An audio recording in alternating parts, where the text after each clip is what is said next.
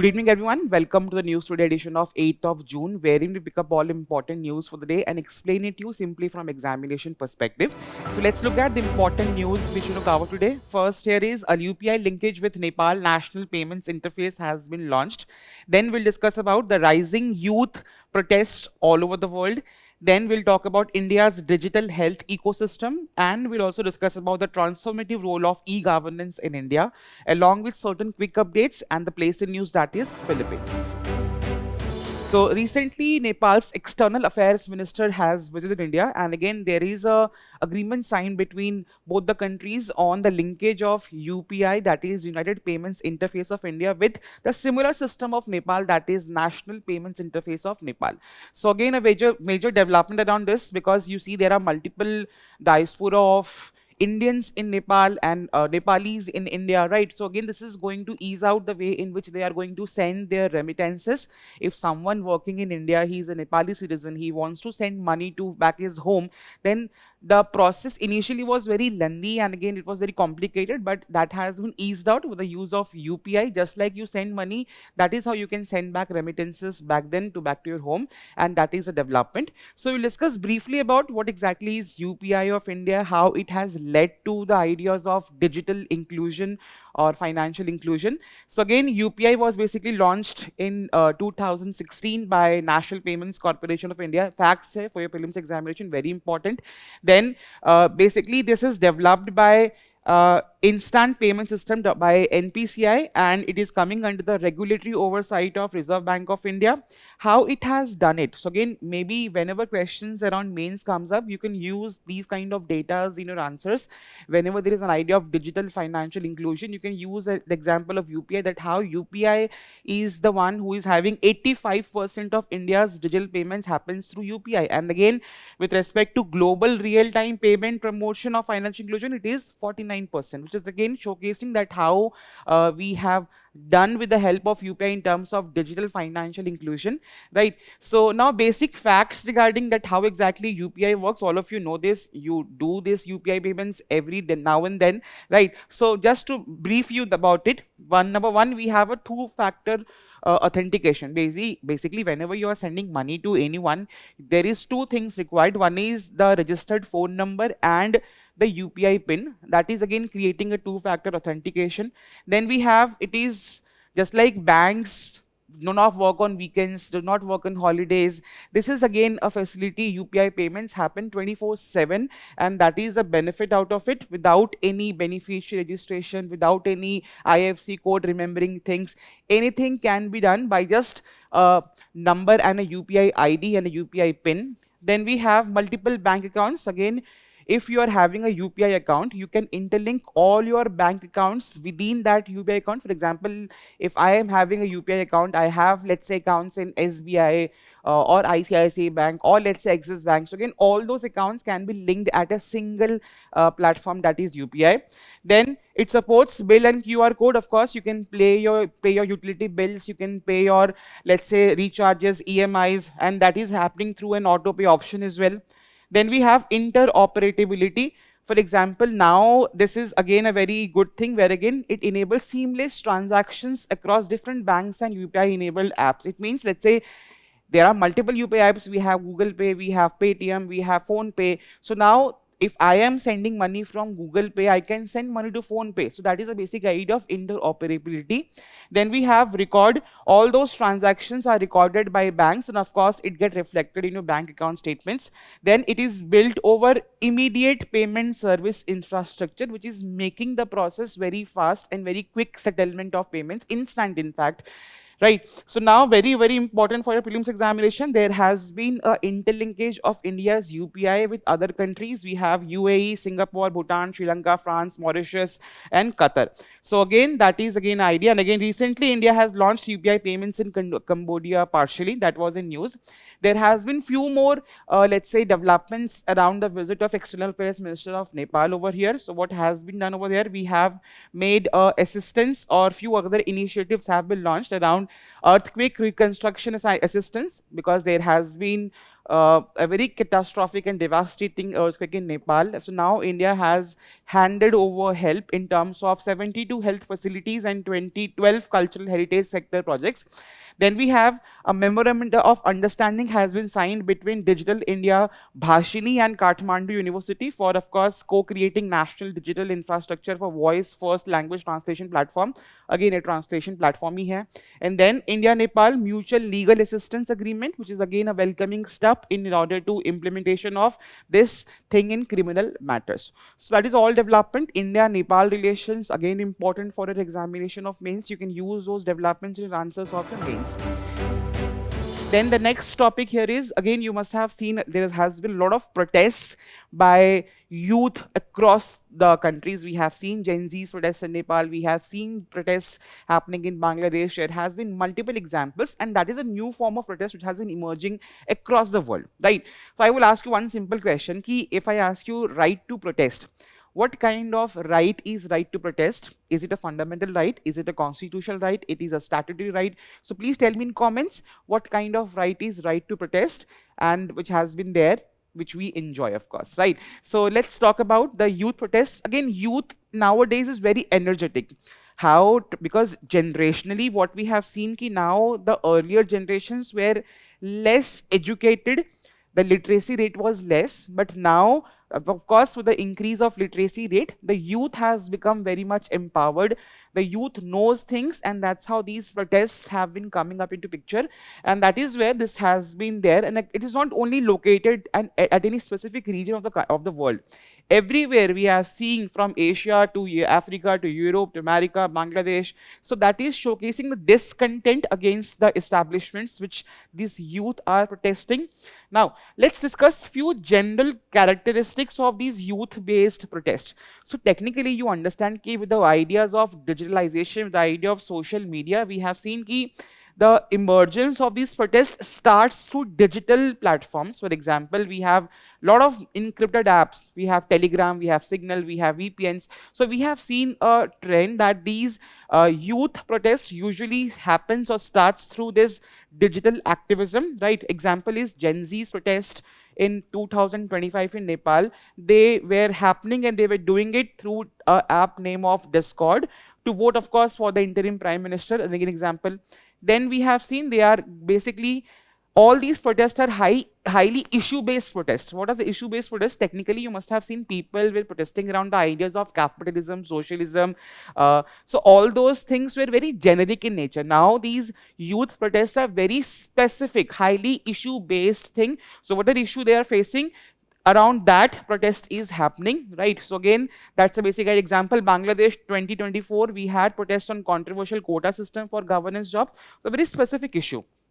Then we have transnational reach. So now let's say a protest is happening in some of the continent in far away from our country, and then there is an idea that these kind of protests basically gets inspired by protests happening anywhere else in the world, and that's the basic idea of transnational reach. For example, the Arab Spring, which started in 2010s, it started from Tunisia, but it spread to Egypt, Libya, Syria, and Yemen. That is showcasing that how these are not seeing any transnational borders or continents. One continent mein ho raha hai, there can be an example which could be set up, and similar nature of protest can happen anywhere else in the world. Then we have informal and lack formal leadership, that is making them very agile and inclusive in nature. Understand that there are protests where again there is one leader associated with that particular protest. But again, usually what we have seen, youth protests are not leader-based protests, right? Why it is helpful for them? Because the authorities cannot ask for a single person to come and negotiate with the government, and that's how they keep on protesting till the time their demands are not being met out, right? So example is in Hong Kong 2019, demonstration adopted leaderless approach to evade Chinese surveillance, and generally we have seen these protests are not violent in nature. They are very short-lived because they are very highly issue-based, and there has been instances where again the administration has, let's say, understood the protest nature's demand and they have accommodated accordingly. So these are very short-lived protests, these are not very violent protests, and these are the few characteristics of youth-led protests which are happening across the globe.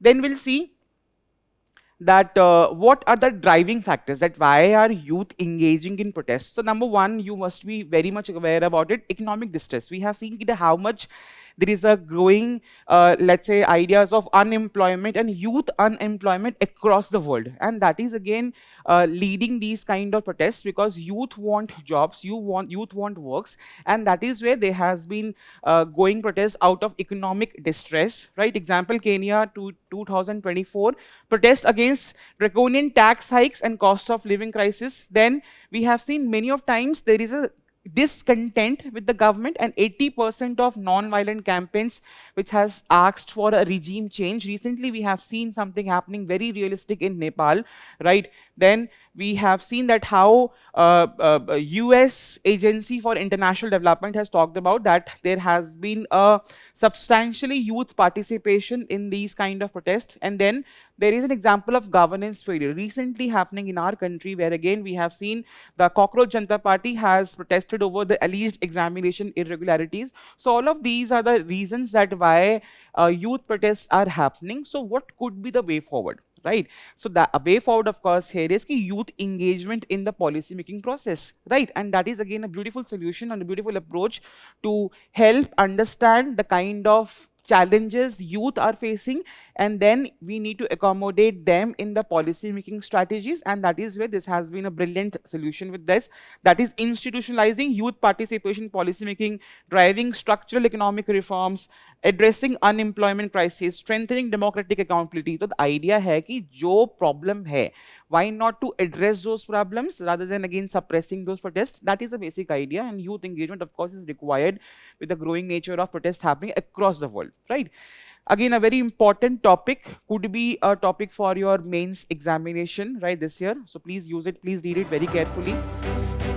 Then we will talk about India's digital health ecosystem. Again, these kind of news are going to be helpful for you for your upcoming mains examination, where again you are going to put out data. For example, if there's a question on, let's say, National Digital Health Mission, you can quote these kind of data which has been put up through these kind of articles which we are covering over here.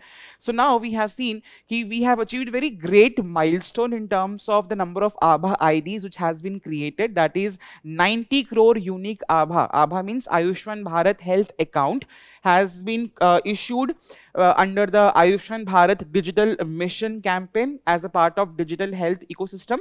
So that is a basic milestone, and that is why it was in news. So now we'll discuss briefly about what kind of digitalization in health sector we have seen with the incorporation of Ayushman Bharat under this digital health ecosystem. So we have something called as Ayushman Bharat Digital Mission.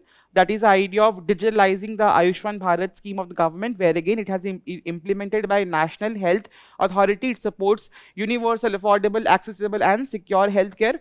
Example components kya hai iske? Everybody is going to get a unique Aadhaar number, that is a 14-digit health identity. Healthcare professionals will be getting registered.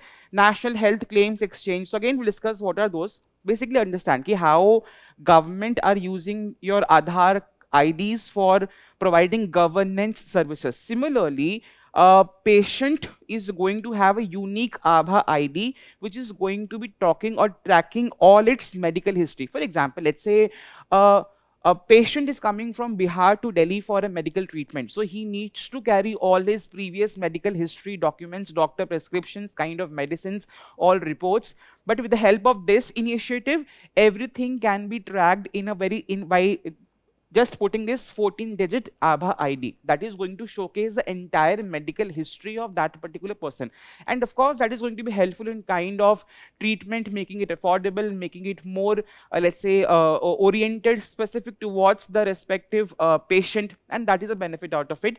Then we have something called as this healthcare professional registry. Maybe many times we have seen ki there are doctors, but we don't know what kind of doctors are situated at which parts of the country. So a registry is going to be creating a repository of all doctors, nurses, healthcare providers at a single platform. Then we have, you must have seen there are ideas of insurance claim, and the settlement process sometimes take a quite of time, right? So under this platform also we have this National Health Claims Exchange, which is going to be helping in terms of faster settlement of insurance claims, of course medical insurance claims. times.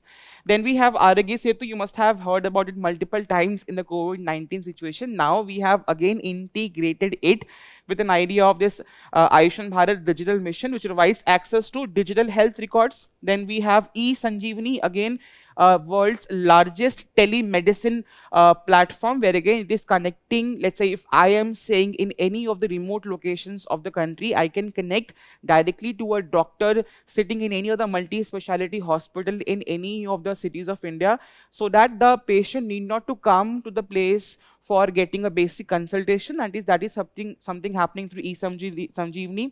Then we have other examples. For example, e-hospital, where again we have seen how hospitals usually had a lot of paperwork records, appointments were happening through phone calls. So now everything is getting digitalized in this administrative process of the hospital working.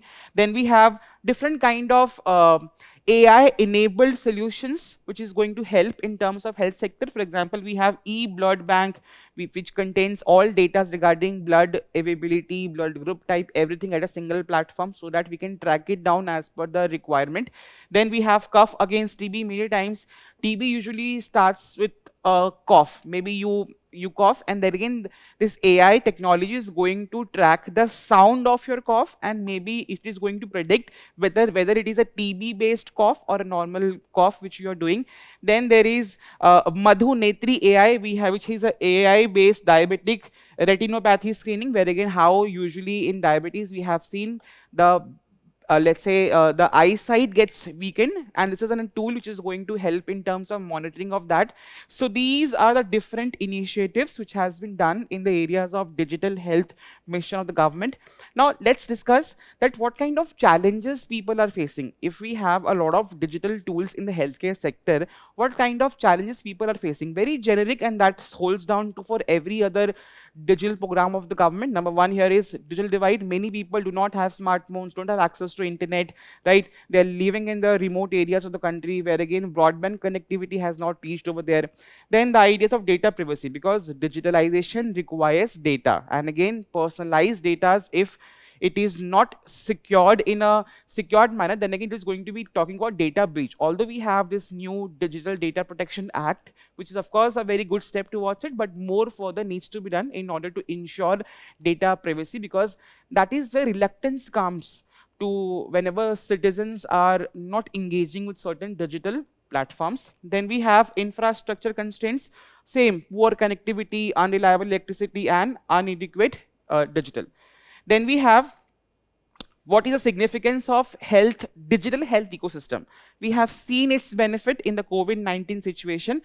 It's supporting universal health coverage. It connects the remote and undeserved populations and makes healthcare more affordable and inclusive. Example, women constitute nearly half of the total ABHA holders which has been there. Then it enables evidence-based policy making. It generates, of course, with every data in a digital platform, we can see that data, we can visualize the data, and we can make policies according to the data. That is basically talking about data-driven policy making in the healthcare sector.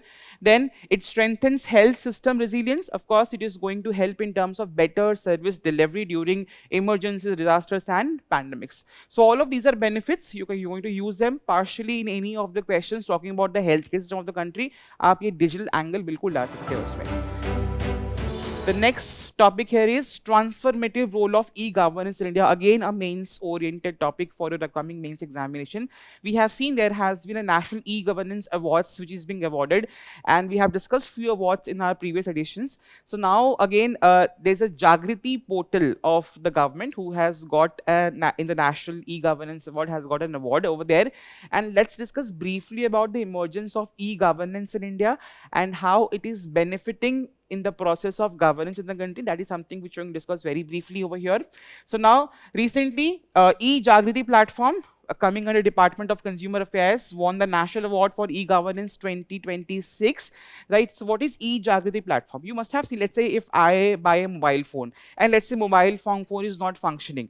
I go to the mobile seller or a manufacturer, and they are not claiming me or giving me claims, or they are not claiming my, let's say, warranty. So now in that case, I usually go and file a complaint in the consumer courts of India. But it becomes very challenging and difficult to track the progress of such let's say cases which are filed, which are consumer dispute cases. So all the different consumer forums across the country, they have been integrated into a single platform called as e-Jagriti platform, which is going to better help in terms of disposing of the cases. We can track out our cases, we can make complaints without going to courts, we can track, we can file complaint, we can track the progress of such complaints in this e-Jagriti platform. And that is why it has been given the National E-Governance Award of 2026, very important for your prelims based like questions of examination. Now generally about e-governance. What is e-governance? Technically governance, with the coming of e-governance, technically governance was basically an idea where again we have seen key people used to go to the government to get governance facilities or governance services. But now with the coming of e-governance, government is coming to the people. And that is the biggest example, a very beautiful example of how e-governance has helped in the ideas of better governance in the country, right? So it refers to, of course, what is e-governance? Basic hai bilkul use of internet and information and communication technology in the administrative process. Of course, it is going to improve transparency, efficiency, accountability, responsiveness, and citizens' participation in the governance process. Now, we'll track down the evolution of e-governance in India. Very important things you can use in your answers. Now, foundation phase, of course, in 1976, we established the National Informatics Centers to introduce computers in public administration. That is where it started in 1976, right? Then, in the era of 1990s, early 1990s, we went for modernization, wherein automation of government departments to improve efficiency and transparency. Then in 1999, we first went for institutionalization phase, where again we launched the e-governance action plan for nationwide e-governance. Then in 2006, we expanded the whole ideas of e-governance in the idea of administration. It improved public service delivery, transparency, efficiency through ICT. Then we went in 2015, where again we went for digitalization, right? So digital transformation phase again happened through this e-governance tool, strengthening digital infrastructure, literacy, online service delivery. And in the current phase, we are making the e-governance platforms which are going to be more citizen-centric. The example of e-Jagriti is again an example of again how it is helping citizens to directly participate in the governance process by having it and by seeing it in a more transparent manner, right? And that's the basic idea over here. Then in general, that how exactly e-governance has played a transformative role in the governance process of the country. We'll discuss through some examples. Number one, we have improved service delivery. Of course, we have seen with the coming up of e-governance, the time which was required for getting basic governance services has been reduced tremendously. With example is of Umang app, which is single platform which constitute different kind of governance tools over there. Then we have transparency and accountability, of course. With e-governance coming into picture, the process has become more transparent. It has made government more accountable. For example, we have government e-marketplace, we have GEM portal, right? So that is again enhancing the process or public trust in the process, right? Then we have financial inclusion, of course. With the coming up of e-governance, we have seen the digital payments has expanded, digital banking has expanded, and again example, of course, here is UPI instant cashless digital transactions. Then it has empowered citizens, right? So again, citizens can easily let's say file their grievances in the government websites, right, or in certain platforms, and that is again empowering the citizen. Then of course it is creating a last mile connectivity. We have seen that common service centers, what are those? Let's say there are many places people do not have, let's say, Aadhaar card, they do not know how to get benefit out of it, all those tools. So again, in these common service centers, all these facilities are provided and people are made aware about these e-governance processes. Then we have capacity building. We have, let's say, we have seen IGOT Garam Yogi platform, which is again using tool which is again leading to the continuous process of training process of civil servants in the country. Then we have citizen participation, of course, the MyGov platform. All of you must have seen this. And that is again leading to citizen participation in the governance process. Again, a very good, let's say, a read of this article is going to help you down to write questions on the ideas of e-governance in the country. Use examples like this, which we have put up over here. Make it multi-dimensional in nature, not only one topic. So that's how you are going to write good main answers, right? You need not to write one point and let's just stretch it. Similar nature of points you are writing again and again, but make it more multi-dimensional in nature. Next, we are going to see a very unfortunate event has happened in Philippines, right? Earthquake of magnitude 7.8 has hit the region, and that is where it has created severe destruction in that particular region. So Philippines is in news, right? So we need to see and we need to locate it. So where exactly it is located, right? So now we have seen it is in the Southeast Asian region and in the Western Pacific Ocean. We're going to see the water bodies associated in Philippines. Philippines Sea hai in the eastern side, then we have in southern side the Sulu Sea, then we have in the South China Sea hai. All those things are very important. We are going to see the maritime boundaries, how it is connected to different countries. We are going to see important rivers. So again, certain place when it comes in news that gives you a scope to go explore your maps, use them, find the physical features, political features of that particular country. That is going to be helpful for your prelims based questions in examination. Now we are going to see certain quick updates of the day.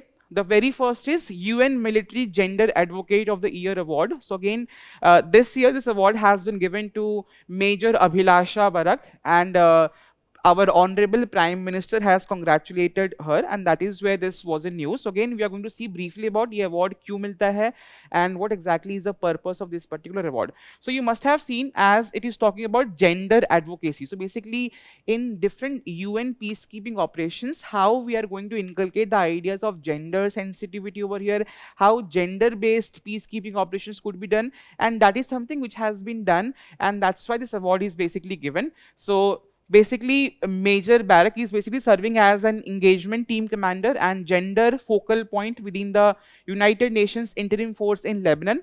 So the award is created in 2016 by Office of Military Affairs within the Department of Peacekeeping Operations, and it recognizes all those efforts of peacekeepers in promoting principle within the United Nations Security Council resolutions. And basically, this resolution urges all actors to increase the participation of women and incorporate gender perspectives in all United Nations peace and security efforts. A very important piece of news, again helpful for your prelims based questions of examination. Next, we have right to privacy. Again, there was a recent case which was there, and this is how certain fundamental rights comes back into the news. And this question has been asked multiple times by UPSC in its examination, that what kind of right is right to privacy. You need to see the famous Puttaswamy judgment, which has incorporated right to privacy as a fundamental right under Article 21 of the Indian Constitution, right? So recently, there has been a case in Supreme Court where again you must have seen that whenever anyone's parent or parenthood or fatherhood is concerned, usually we go for DNA test. So this courts usually order DNA test multiple times, and this is where Supreme Court has observed that multiple DNA tests is something again compromising on the right to privacy of that particular man, and this is where it has directed that it has to be this right to basically the balance between child's no to paternity and father's right to privacy. So court ने बोला है कि DNA test should be or not be ordered routinely. ऐसा नहीं है कि generally just for a namesake you are conducting DNA test. It should only happen when paternity is in disputed situation. Then court may direct DNA test, and that is why it comes into picture. So right to privacy in general is coming under Article 12 of the Universal Declaration of Human Rights of 1948 and Article 17 of International Convention on Civil and Political Rights of 1996, which legally protects the persons against arbitrary interference with the one's privacy. And India signed and ratified this particular thing on 1979 without any reservation. So again, very important facts for your prelims based question. Then we have Food Safeties and Standards Authority of India. उन्होंने क्या बोला है कि recently you must have seen many times there are some vendors or some food sellers who give you food in newspapers, right? So newspaper contains ink. Ink contains lead, which is again harmful for the health. So FSI ने ban कर दिया है कि no more food can be distributed or given in wrapping up in the newspapers. That is why it was in news to discontinue the newspapers from packaging food items, right? It want that printing inks contain harmful chemicals, example lead and other heavy metals, which pose long-term health risks. Now, briefly about the body FSSAI, it is coming under the FSSAI Act of 2006. It is an independent statutory authority coming under Ministry of Health and Family Welfare. Again, the whole idea of role about food safety, food quality, all those things are being associated and regulated by this particular authority. It also responsible for licensing, registration of food businesses operations, right? All these things are there. The composition of this body consists of one chairperson and 22 members, and 1/3 members must be women. Facts for your prelims based questions. Ki institutions, bodies comes up in news. What kind of bodies are constitutional bodies, statutory bodies? So that segment of questions in examination could be important from these kind of news. Then we have infiltration access. So what exactly is this process all about? Imagine you are having a sponge, right, and you are pouring water. So the more slow you are pour the water, then sponge will absorb more amount of water. Let's say now you are not just pouring water, you are just very quickly you are just putting a bucket of water in that particular sponge. So how much sponge will absorb that water and how much it will throw back? And that is something happening with an idea of climate change. With climate change, the intensity of rainfall has increased. Now soil is something which gradually absorbs water, and that's how the groundwater gets recharged. But this, what is infiltration excess? Now high intensity rainfalls are falling, but soils are not able to absorb such high amount of water in a very quick manner, and that is something leading to the idea of this infiltration excess. It is also called as Hortonian runoff, and that is something which we have discussed over here, right? So again, it is ideas of what? Saturation. So it is a top saturation, where again the top layer of soil becomes too much saturated with water, and the high intensity does not leads to the idea of seepage of water in recharging the groundwater, and that is again leading to the idea of soil erosion, runoff. All those things are associated with this particular thing. So again, a very important topic for your geography, and they can ask questions like what is the meaning of infiltration excess, helpful for your prelims based questions in examination. Then we have Christian Island. Again, the whole idea of West Asia is in news. Please, whenever those islands and something comes up in the newspapers, please see and locate them in the map. Very important for your examination. So the US has attacked the surveillance facilities on the Christian Island. So where exactly it's located? It is located in the southern edge of the Zagros mountain range along the sides of south coastline in the Iranian mainland. Right, it is the biggest island in the Persian Gulf near Straits of Hormuz, again the disturbed region. Right, it is also known as island of seven wonders. So facts hai very important for your place or map based questions in the prelims examination. Then we have the 5th generation Sukhoi 57 fighter aircraft. So Russia and India has, or maybe the president of Russia has offered Russia's 5th generation sleek aircraft Sukhoi 57 and proposed its joint production in India. Very important. Why 5th generation? We had 1st generation, 2nd generation, 3rd, 4th.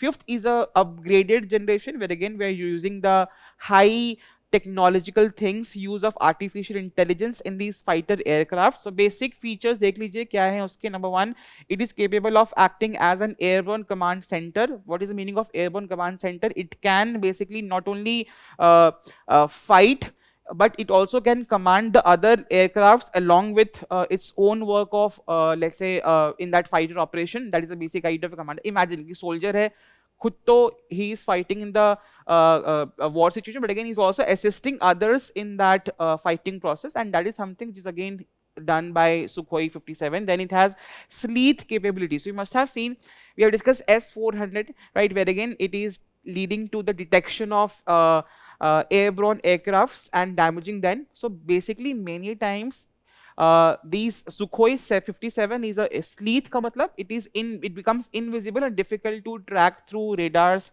infrared and visual signatures to evade the detection process. Then it has super cruise, again very high speed mein, it has without any afterburners, improving the range and fuel efficiency.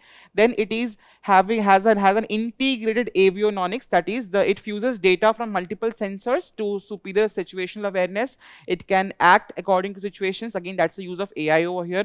Then it has advanced networking, it enables secure, resilient and real-time communication with the allied platforms. That is how it is. So now there are different kind of fifth generation aircrafts just like Sukhoi 57.